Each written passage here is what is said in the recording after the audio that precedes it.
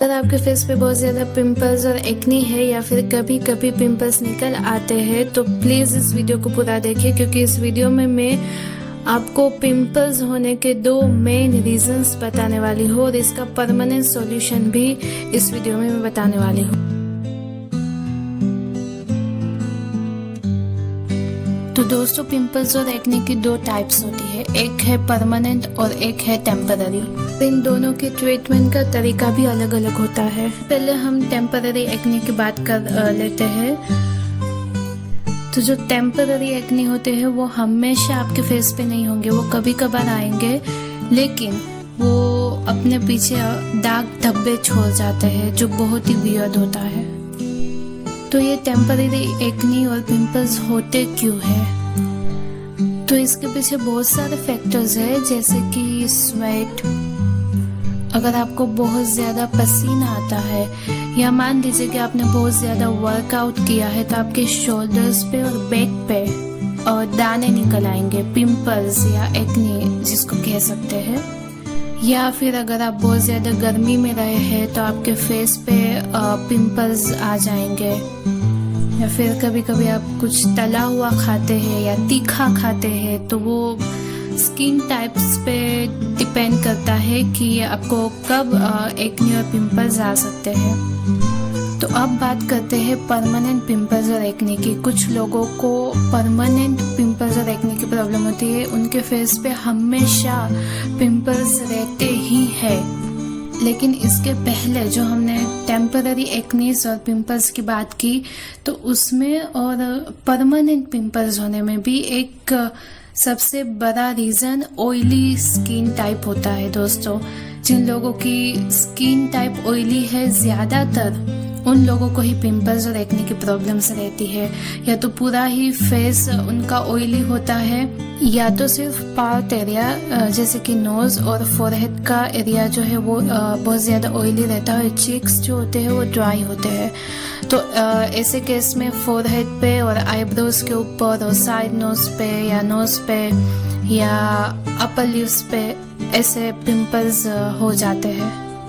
तो oily skin in दोनों में एक बहुत बड़ा रीज़न है।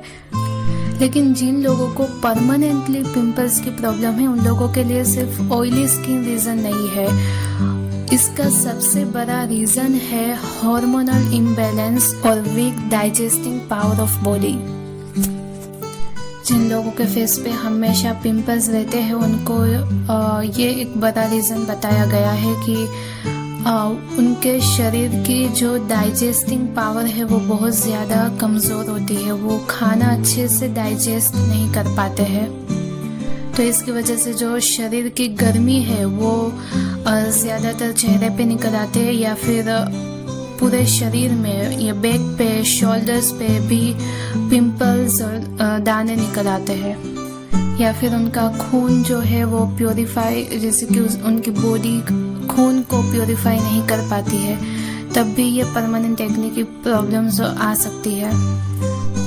लेकिन इन दोनों में फ़र्क ये है कि जो टेम्पररी एक्नीज है उसको आप किसी भी प्रोडक्ट से जिसमें एंटी बैक्टीरियल केमिकल अवेलेबल है या टी ट्री ऑयल है, तो उससे क्योर कर सकते हैं, इसको ट्रीट कर सकते हैं। लेकिन जो परमानेंटली एक्नी और पिंपल्स है आपके फेस पे, तो वो इन प्रोडक्ट्स से क्योर नहीं होंगे, इसकी ट्रीटमेंट आप नहीं कर पाएंगे।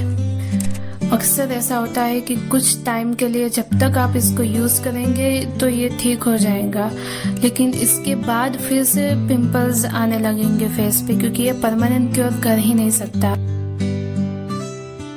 शरीर के अंदर का जो बगार है, ये इसके पीछे का रीज़न है। तो इन प्रोडक्ट्स से आप इसको क्योर नहीं कर सकते। इसको क्योर करने के लिए आपको या तो कोई अच्छे स्किन डॉक्टर से उनकी सलाह लेनी पड़ेगी, या इसकी फुल ट्रीटमेंट ही करवानी पड़ेगी, जो कि 3-4 महीने की होती। और जो मैंने आगे टेम्पररी पिंपल्स और एक्ने की बात की, तो उसमें ऐसा होता है कि हमें अक्सर पता नहीं होता कि कौन सा प्रोडक्ट जिसको हम यूज़ करेंगे तो ये हमारे एक पिंपल्स को अच्छे से ठीक कर देगा, इसकी ट्रीटमेंट करेगा, क्योंकि हम सब की स्किन टाइप्स अलग अलग होती है। जो एडवर्टाइजिंग आप टीवी पे देखते हैं, अपने फ़ोन पे आती है, तो वो हर स्किन टाइप्स के लिए नहीं होती है। किसी किसी को फ़ायदा करती है और कुछ लोगों को नहीं करती है। तो ऐसी कोई चीज़ भी अवेलेबल है या ऐसी कोई ट्यूब अवेलेबल है? और अगर आप इस क्रीम के बारे में पूरी डिटेल वीडियो चाहते हैं तो प्लीज़ मुझे कमेंट करके बताइए, क्योंकि कमेंट्स अगर ज़्यादा होगी तो मैं इस पे मेहनत करूँगी और पूरा वीडियो बनाऊँगी ताकि आपको फ़ायदा मिल सके। Thank you so much, bye bye.